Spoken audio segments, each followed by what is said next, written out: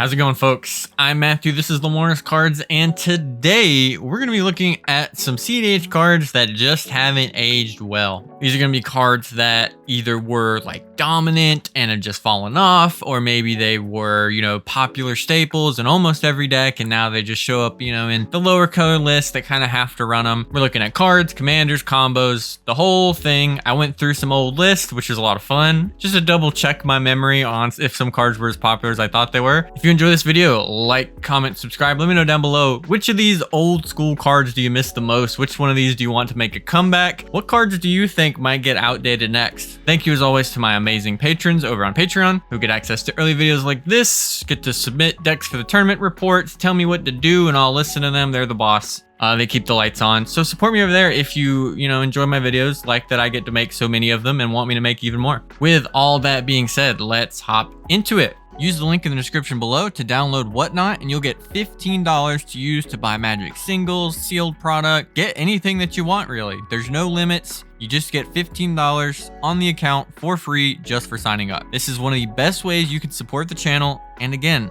it's just free stuff. Use the link in the description below. Give Whatnot a try. Welcome to TopDeck.gg, your community's home for everything competitive Magic has to offer. Whether you're hosting an event, playing for a huge prize, or trying to advertise your store to thousands of players, we've got you covered. Using intuitive pairing software, playing Magic is a breeze. All your players have to do is sign up online, then scan the QR code in store. Give your competitors the gift of perfect information as their bracket updates in real time. Then, when the match is decided, our self-reporting software saves you time and leaves paper match slips in the past. Leave the heavy lifting to us so your community can sit back, relax, and have a great day of playing Magic. There's just some bangers that are never going to go away. The Force of Wills, things like that. If I did cards that aged well, we would see like Mindbreak Trap, which didn't used to be a staple in old decks and became one. But we have a bunch of cards that were not just like playable, right? Like Nature's Claim. Of course that still shows up in green decks. What are you talking about? This was in like 5-color good stuff piles. Like all these cards. Nature's Claim now only shows up in like 2-color green decks at the most. It's very rare to see it in like a high-color, high-card quality pile. Dovin's Veto, same deal. You'll see it in Azorius decks. I don't think a single deck that I've covered that's more than just Azorius in its colors has ran Dovin's Veto. And that kind of applies to a lot of 2-mana counter spells. We don't see a lot of negates, things like that, which were more playable. Even cards like Miscast, Dispel have become less popular, though they still definitely show up. Just because new options like an Offer You Can't Refuse, Fierce Guardianship, Deflecting Swat, which weren't present in like sort of the developing years of cEDH. And then cards like Assassin's Trophy. Again, an Abrupt Decay to an extent. These were cards that were like 5-color decks random. Those were rewards for your high-color piles. And also,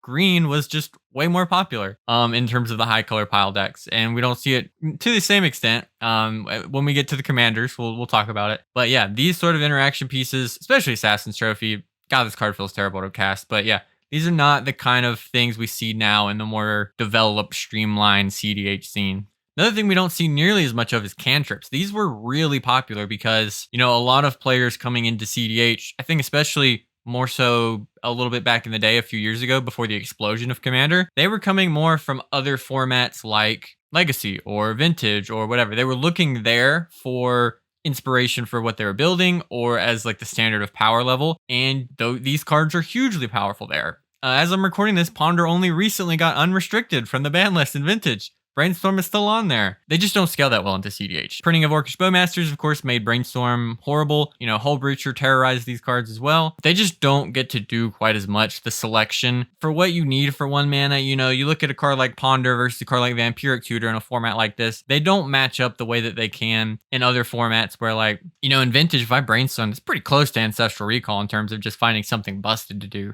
It just doesn't line up that great in this 100-card deck format. Cards are playable. Again, you'll see them in like, Grark decks or other like low color Is It kind of decks, things like that, 2-color blue list. But you're not seeing them in the 4-color piles nearly as much as you used to. Tutors. There was a time when these were in like every deck. I feel like I was a good person to do this list because at one point when I got into cEDH, I just did a big order of proxies of that was just like the cEDH staples list of the time. And it was cards like Limdal's Vault. It wasn't cards like Plunging Darkness, which are a little bit older. We'll get into that. This is just a thing that we run, you know, 2 mana instant speed, lets you select like a pile of cards. This card does still see some play, but again, this was like decks that could run this card were running it. This was closer to like Vampiric Tutor in terms of its popularity than it was like Fringe Player that sometimes show up in like Yuriko. Like, you know, this card was just like, this was a cEDH card, and it was also miserable to resolve, as you might expect. And then Plunge into Darkness, pretty similar card. This has some more utility in like a Protean Hulk deck or something like that. Anything that's looking to sacrifice a creature. Arguably, you could put Protean Hulk in this video as well. That went from just like super relevant to close to a Fringe Player. It still does have results. Not nearly as prevalent as it used to be, even barring like the flash banning. 2 mana, pay whatever, 20 life, find a card in the top 20. Or, you know, more reasonably, 10 life, look at the top 10. It's a little intensive for your life total, so you know that's a little tricky. You could pair it with a card like Angel's Grace, pay all your life or close to it. Don't have to worry about dying until the end of turn. Maybe it could still be playable. I mean, it will still pop up in like literally just mono black maybe. Planeswalkers. Now, Planeswalkers are a card type that have typically done poorly in Commander in terms of like the actual raw power level just scales pretty poorly when you only take, you know, a quarter of the turns versus half of them. At one point, these 3 here, and another one we're going to talk about, but I put it in a different category, were like staples. These were, if they're in your colors, you really think about playing these cards. I think Narset has aged the best in terms of popularity, and decks like cEDH, kind of emerging and becoming very popular, have helped Planeswalkers as a type. But it's nowhere near where it was when War of the Spark first came out, and Narset and Ashiok and Teferi, which has aged pretty well, were just getting thrown into any deck. Ashiok was just a good hate piece, hates on the graveyard, hates on tutors. Like, it actually does a lot. It's just kind of a weird card. It's just in an awkward position. And again, that's one that shows up in cEDH. Narset has shown up in like the Opus Thief style decks. Rockside players were playing it for a while. Again, just a way to like break wheels. And then Oko shows up occasionally still now and can be pretty messed up. But this was just like, you know, it came out and you're just like, yeah, put it in my blue-green, whatever, Thrasios decks and mess with the board in these very, very grindy games that we're going to play in. Just doesn't show up nearly as much. Doesn't seem to be quite as impactful. Arguably, Oko could still show up in cEDH now with how popular and powerful creatures that sit in play have been. They're just value-oriented creatures. And again, the presence of creatures and the prevalence of them just makes the idea of playing a Planeswalker and actually untapping it just very unlikely.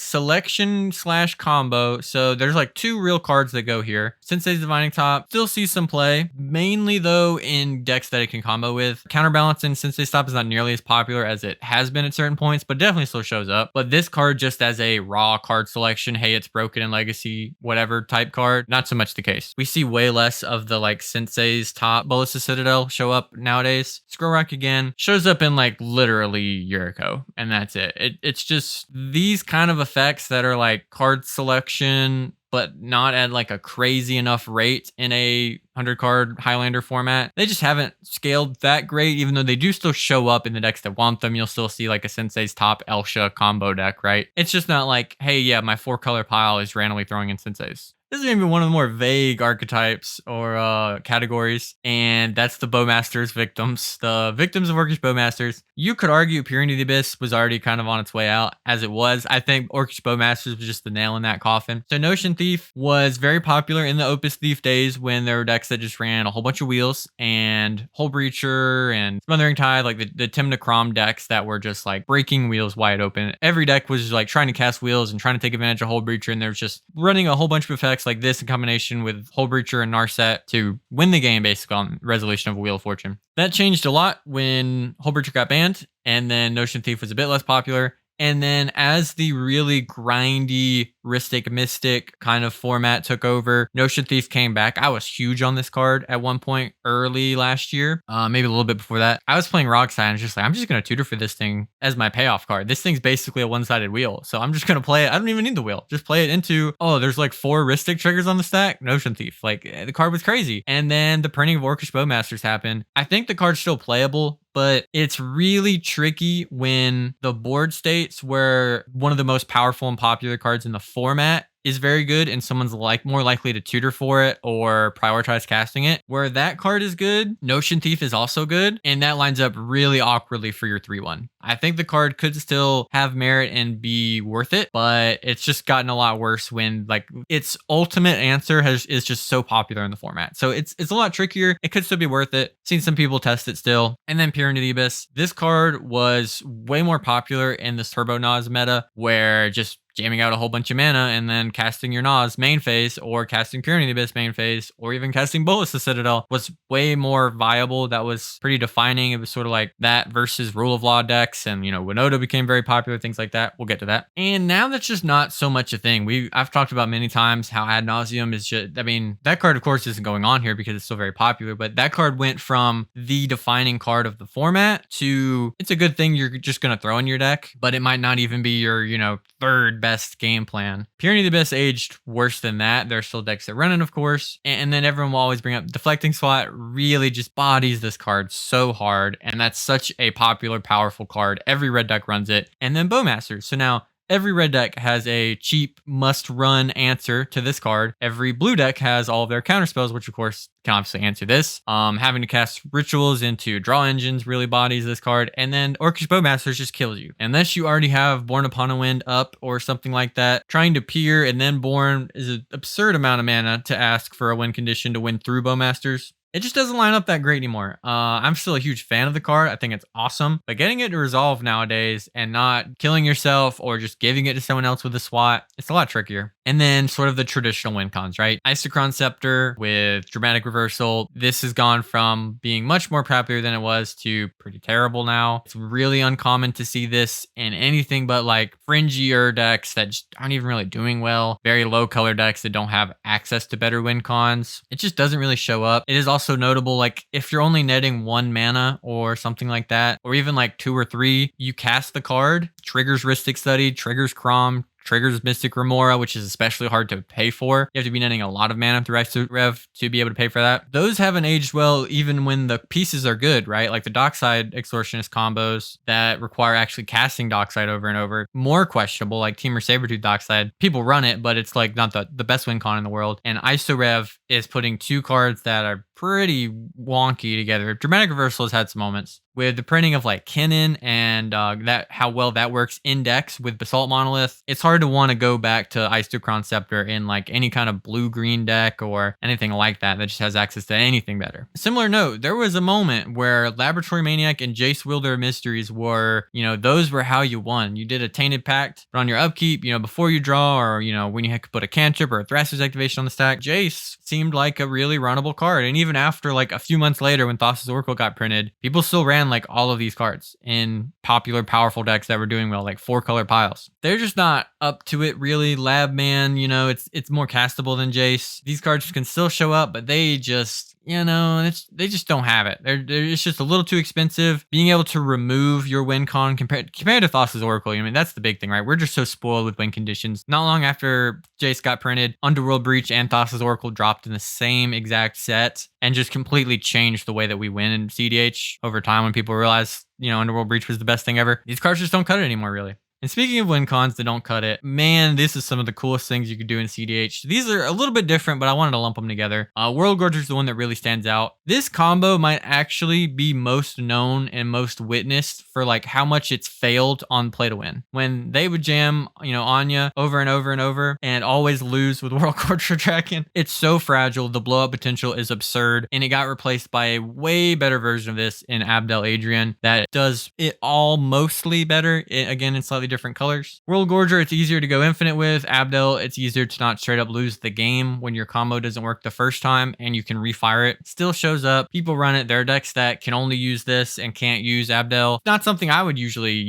sign up with. Villas was more of a like generically powerful reanimation target. You would see this in like the old Corvold decks, a lot of things like that. Again, you might see any of these in like Mardu decks still, but Villas Reanimate is sort of its own 2-card combo of you entomb, ping Villas or get in the graveyard somehow, reanimate for 1 black mana, you take 8 damage, Villas triggers, you draw 8 cards, very powerful. There's a lot of incidental graveyard hate, there's a lot of ways to disrupt this combo. Since this has been popular, you know, cards like Opposition Agent have come out and made Entomb trickier, Agatha's Soul Cauldron has come out and made lots of reanimation things a lot harder, though it has enabled them with some other cards. And then Orcish Bowmasters. That's a really interesting interaction with Villas, because if they ping you, you will keep drawing cards. But if you can't win an instant speed, you'll die. But you probably should be able to answer it. Yeah, just not something that pops up anymore. It maybe could. Reanimator as an archetype is just a little bit weaker. And I think the main one where we see that, where it was its own archetype, Razakats was a very powerful established deck using Razaketh and Tymna Thrasios, or other decks with Razaketh Reanimator themes in combination with cards like Life Death. This was an archetype. This was something you would expect to see in a tournament, probably a decent amount in like a top 16, or you'd see it in, you know, content. This is a well-known established deck and archetype. Decks that would run lots of green creatures, mana dorks, things like that, playing Tymna Thrasios game plan. And when you resolved a Razaketh, you'd be able to tutor like 5 times and win the game. It just doesn't cut it now. Razaketh has gotten better with Agatha's Soul Cauldron. It's tricky when another person has a Soul Cauldron, but usually that card isn't so popular. You're, you know, guaranteed to see everybody having that. It's not like a Bowmaster situation. I think a lot of that is just those kind of decks aren't really doing as well. The black Thrasios stuff isn't really cutting it. We'll talk about it again when we get to Commanders. It's just in an awkward spot. It's a card that should still have some potential, and maybe people are just underplaying Reanimator strategies. Probably not World Gorger, just don't do that. And both of them are kind of awkward in that Villas is good on its own, but doesn't necessarily win you the game. Razaketh wins you the game, but can't do it on its own. You need a way to get Razaketh in the graveyard. You need a way to get it out of the graveyard. You need multiple creatures and or mana to be able to actually do the Razaketh thing. You have to be able to beat people's interaction, beat opposition agents, beat graveyard hate, nobody have a Soul Cauldron in play, or, you know, you have one and use it, which again does line up pretty well. It's just tougher out here. The game has gotten way more streamlined and way more efficient, and some of these win cons that don't always work and aren't that consistent over time, it'll really show off and people will feel that, hey, this doesn't seem to be working anymore. Speaking of archetypes that people stopped playing, Hermit Druid. Razakats was,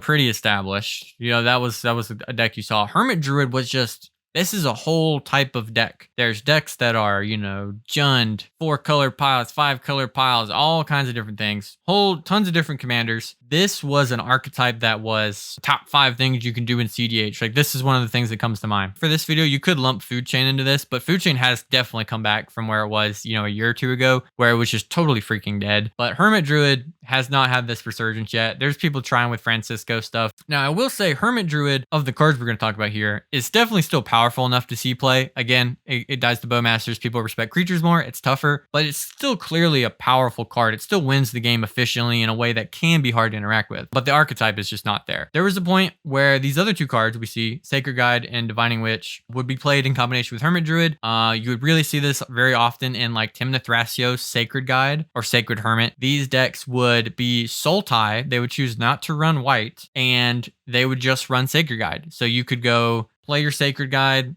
cast Thassa's Oracle in response to the trigger, crack Sacred Guide, exile your library because you don't have any white cards, and win the game. Or do it with Laboratory Maniac, Jace, any way that you could win with not having a library. Those have not aged well because white got good cards. So Sacred Guide kind of just lost steam as choosing not to run white just became more and more of a cost. Divining Witch is basically a demonic consultation on a stick. So again, you can do a pretty similar thing, though it and Hermit Druid require either, they need to not have Summoning Sickness or otherwise have some way to activate them to tap them. These just haven't lined up that well. It's just become easier to interact with these. Again, all of them are 1/1, so just developing them into a Bowmaster's world. The ability to just cast these things early and expect to untap them, that's not something you can reasonably expect, especially if you don't have protection for them. I think Hermit Druid and Divining Witch decks definitely could make a comeback. They still show up. I don't want to say that they don't exist. You see like Hermit, Fiend, Artisan style decks that can just keep tuning up creature Wincons, and those are really cool. Again, there's just a lot of moving pieces, and people are way more ready for creatures nowadays. This is one of the stranger archetypes I did. I just wanted to show off some cards that used to be cEDH All-Stars that have kind of fallen off or should fall off in Lavinia's case. Dark Confidant was just a card you would see. See it in Blood Pod, see it in Tymna Crom. This would just show up because, hey, it triggers Tymna and it draws cards and it's good in every format. It's a $60 card. Now it's a $10 card. Yeah, this is just a card that's fallen off in almost every format, but especially in cEDH, it went from, hey, the 4-color piles that can run it do, to I don't think I've seen it cast in the last like 2 or 3 years. Loyal Apprentice definitely still shows up in some decks, but again, it was sort of that status of throw it in all your Tymna decks. It's got to be in there. What blah blah blah. It's 2 Tymna attackers. How, we got to have it. Not really the case. You could even argue Professional Facebreaker could go in this kind of category. That and Grim Hireling were just being thrown into every Tymna deck, and now it's pretty uncommon you see either of those just make it into high color piles. Tymna Crom decks often just feel like they have better things to run. And then Lavinia has been super outclassed by Boromir, at least in my opinion. Also, I feel like just something generically okay on a stick is just not quite where it was, a year or two ago. Lavinia at least makes it harder to lose to Turbo Wincons, but this card, kind of like Teferi, can just really make things awkward for the deck that it wants this effect, because you want a longer game that's more interactive, and then you can also just shut yourself out of being able to actually win that game, potentially. There were a whole bunch of like 2 mana creatures that used to see a lot of play, 3 or less mana creatures that were decent with Tymna. They just don't really see as much play nowadays. Now, I thought about putting Stax as an archetype on this list because you can't even look at a tournament nowadays and realize that Stax is an archetype. You're talking about maybe one makes a top 16 every 2 or 3, big events or something. Like, Stax, as it stands, is not a major archetype of cEDH decks, at least not successful ones. You have way more Stax adjacent lists that run a couple of, more surgical Stax pieces. The only deck nowadays that is like hardcore rule of law that really sees consistent tournament results is Tymna. Decks like Magda that have Stax and can play a very Staxy game plan, I still wouldn't really describe them as Stax decks. I would say really the archetype of jam all the rule laws you want in a deck, not really so much an archetype anymore. The sort of Urza style Winter Orb, or even like the Golgari, run all the artifact stacks we can, all the Null Rod stuff, not really a deck anymore either. Stax is really not positioned very well. You have to really think about it when you deploy it. Your deck really needs to take advantage of it. We've seen recently like Rockside decks look into Winter Orb, and I think that's a really, even if it doesn't line up, a really smart way to approach it, where you're trying to answer a really specific problem. We see Curse Totem get splashed into some decks. That is really where Stax is at right now, where you see decks that are more mid-rangey or otherwise a different archetype that's a real archetype playing some pieces you could describe as Stax, things like Blind Obedience, even one-sided things like Draenith, whatever. I would be hard-pressed to actually say that the cEDH metagame is a rock, paper, scissors that has Stax included. Now, this is the cool part. Let's talk about some commanders that have aged out. Now, our first category of commanders that have aged out, these are the Boogie Men of years past. Tymna Thrasios. For years, this was the cEDH deck. People who aren't really in franchise will still describe this as like, oh, cEDH is just Tymna Thrasios decks that win on turn 1 and 2. Like that was how those decks were always winning. But that has not been the case for a while. We continue to talk about Tymna Thrasios when we do our updates, just because it's so interesting to see how a deck has gone from the defining deck of a format to getting bodied all the time, never really breaking through, not a consistent level anyways. You'll see some, have a top 16 or 2, but it's both not really very popular anymore, and also even the people that run it are really struggling to do well with it. It tends to have a really low conversion rate as well, even despite like pretty low numbers. Part of it's just the format has changed, right? The format, it is more grindy, but it's not, especially dirtily. It's very focused. A complaint of TNT decks has always been that you want a lot of dorks for Thrasios, you want a lot of attackers for Tymna, a lot of that can line up and there can be some tension. I like some of the newer approaches of TNT decks that are Collector Youth, Null Rod, we even see like Brina, those style of decks that are a little Staxier. They're trying to slow things down to their style where they can get into the mid game where eventually they're just overwhelming everybody with their pure card draw. It's hard for this deck to like explode and onto the table, right? Any deck can Thoracle Consult, of course, but you don't have like an Underworld Breach as like your payoff for being a mid-range deck like a Tymna Crom deck does. Thrasios is a very slow engine compared to something like Crom. A lot of the TNT archetypes have just fallen off. We talked about like Protean Hulk decks, not really so much a thing, and Razakets, again, not really as much of a thing anymore. Sacred Guide, Hermit Druid. A lot of the archetypes that Tymna Thrasios was playing, that was their kind of focus, have also just fallen off for their own reasons, on top of this partner pairing just not seeming to cut it anymore. Zur is a deck that still has some fans. It has some people who play it. It has a few results even. But I mean, this card went from this is like one of the things you do in the format. This is like the best deck, to almost completely unplayed for a couple years, to where now people kind of retooling it, refocusing it. Necropotence has gotten better since like Born Upon a Wind and other Shimmer Mirror type effects have come out. But yeah, the deck is nowhere near where it used to be. It's awkward to cast. 3-color commanders that aren't good with Jewel Lotus, is always kind of sucks. It just is where it is. Maybe it'll come back, but casting a commander for 4 mana that doesn't do anything the turn you play it, that also is kind of a must kill because it represents something powerful like a Necro or a Rhystic Study. It's just an awkward place to be right now. And Winota, this is another deck that in a very short time went from one of the scariest decks in the format, major player in events, everybody had to respect it, high color piles, you're dedicating slots just to beating it, to you don't see it, it's gone, it's dead. And a lot of that is because people respect it, people learned how to beat it. So I think a lot of this deck's power came from people not knowing what to do against it at first, and then people not respecting creatures in general. We've talked about how almost every deck now is very respectful of creatures being able to win. There's a lot of impactful ones you need to deal with. Nowadays, we see way more decks that are willing to run like swords and path and potentially, bolt, all kinds of other ways to deal with creatures. Lots of bounce spells, things like that. Again, Orcish Bowmasters really hates on creatures. You can really politic against the creature heavy decks with Bowmasters to like have kind of like the good decks of the formats that are drawing cards to just punish the other decks when they get a little too scary. It's also a deck that, again, Stax as an archetype, it's gotten much weaker. Winota, if you're trying to just turbo it out, is way more all in. So it requires, I think, for it to be successful, a really dedicated pilot who really understands the way to play the deck in a non-Winota focused way, really understands the table and the format, and is able to just be a good Stax player, on top of, being able to take advantage of the super turbo kind of capability of Winota that sometimes you do just get to do. And then we've got just some old commanders that were really popular. These are kind of more representations of the format in the past. Stuff like Yeva, monocolor decks I talked about in my last video. You could put Godo here, Urza, all kinds of mono green commanders, just low color, non-blue decks in general. Not really doing great. The format, I think, has just kind of left them behind. Things are way more developed.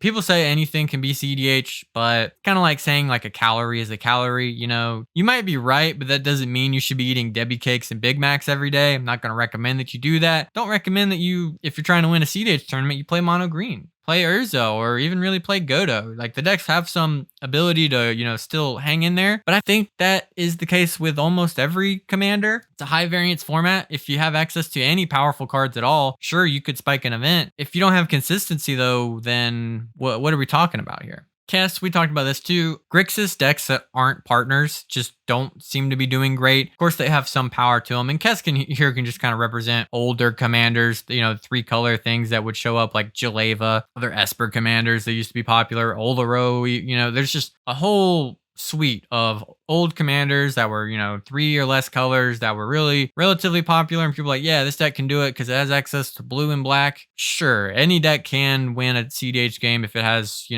good cards in it. Doesn't mean that it's, a relevant part of the metagame anymore. Sultai is a color combination, right? Not really doing especially well. And then the Gitrog monster edge, just Golgari as a whole could go here. Decks just aren't really doing a lot.